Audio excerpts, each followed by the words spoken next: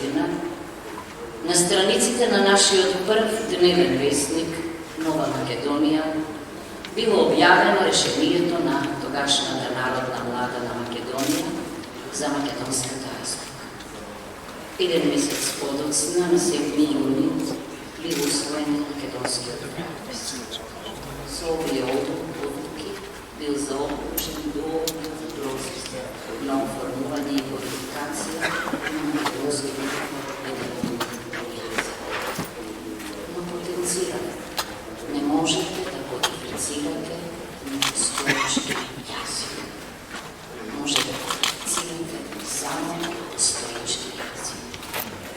Фактот кој што го поминал македонскиот јазик од својот зачеток во мугрите на словенската писменост, а се до својата конечна литературна кодификација, во многу нешта наликува на оној што го поминале и другите литературни јазици.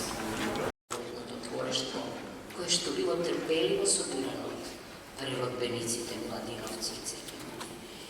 Побавно седите првичен, речениците на Буровски.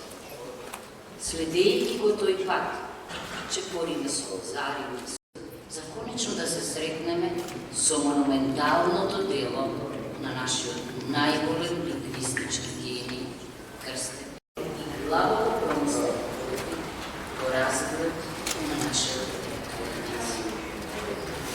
Тој бил свесен дека токму од решавањето на јазичното прашање зависи дали македонскиот народ ќе продолжи по патот на слободата или ќе залута во слепите улици на вакацијите национализм.